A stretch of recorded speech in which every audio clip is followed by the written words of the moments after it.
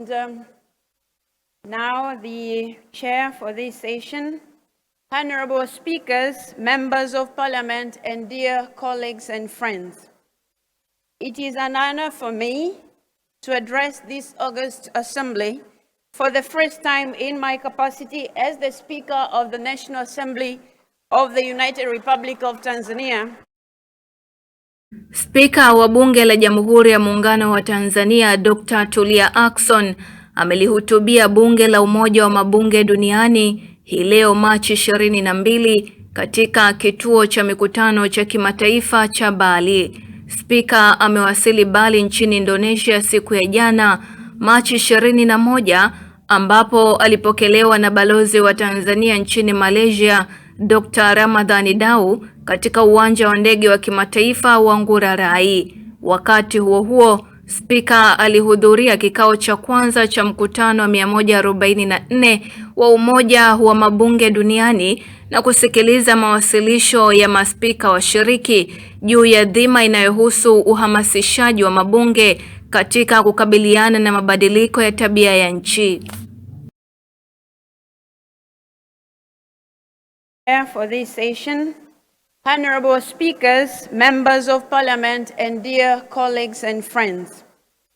It is an honor for me to address this August Assembly for the first time in my capacity as the Speaker of the National Assembly of the United Republic of Tanzania. Having assumed this position a few months ago, or 2 months to be more precise, please accept warm wishes from the members of Parliament of Tanzania. We are gathered here today at a time when the planet Earth stands at a perilous point. This August Assembly comes just a few months after the critical meeting of COP26 in Glasgow. The world is reeling from the devastating effects of COVID-19 pandemic. All these come in the backdrop of the climate crisis that has spared no part of the globe. As we reflect on how we can together build back better, let us seize this moment to discuss the critical role of parliaments to support governments in achieving net zero to save the planet. Madam Chair, honorable speakers, members of parliament, dear colleagues and friends.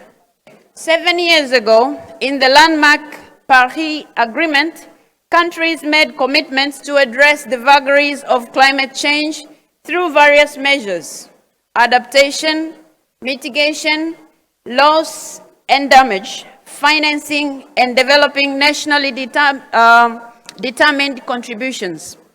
Since then, some milestones have been achieved. However, the threat to planet Earth remains huge and real.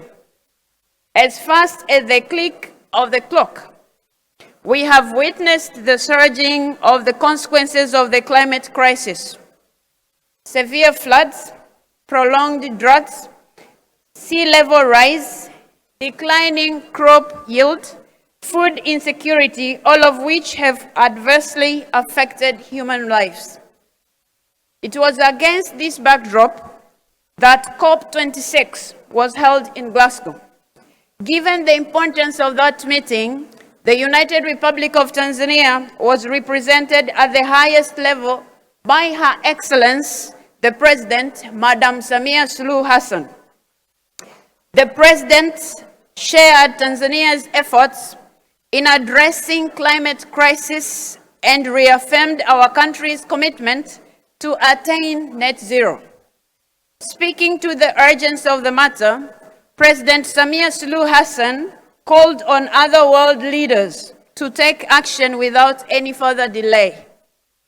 Indeed, in that meeting, it became crystal clear: the world is at a tipping point.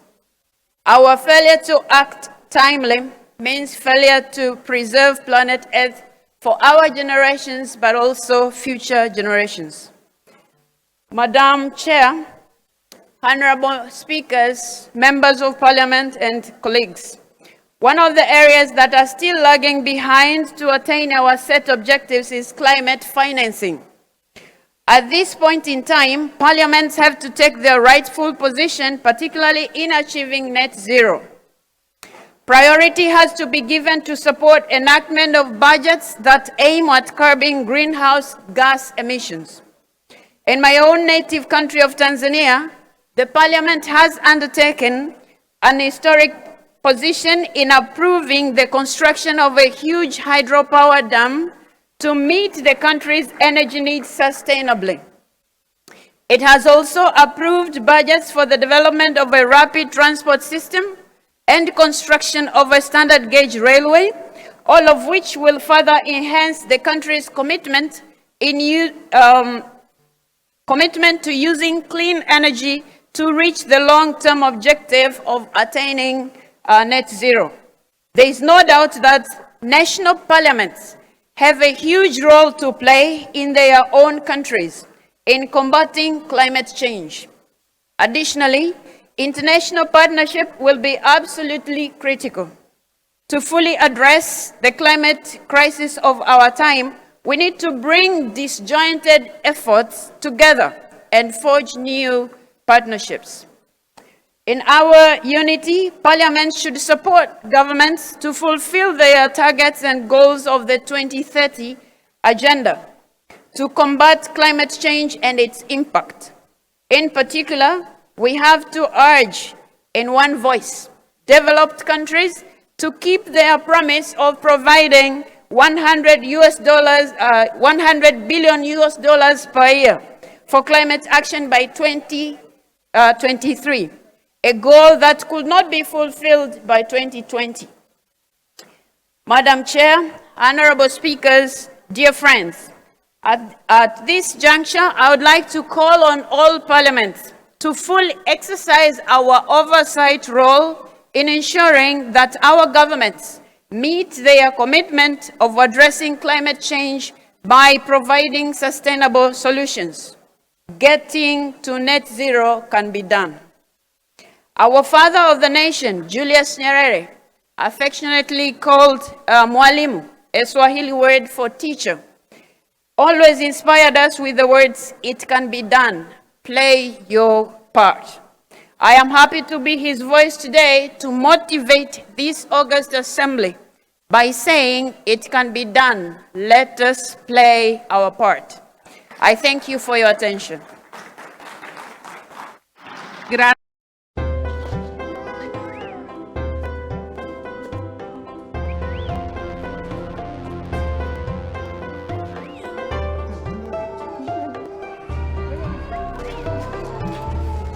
Hautaki kusaini mpaka umalize kupata huduma zote, ndipo utasaini hapa kuthibitisha kuwa huduma zilizojazwa ndizo ulizozipata. Utanishtukia bure.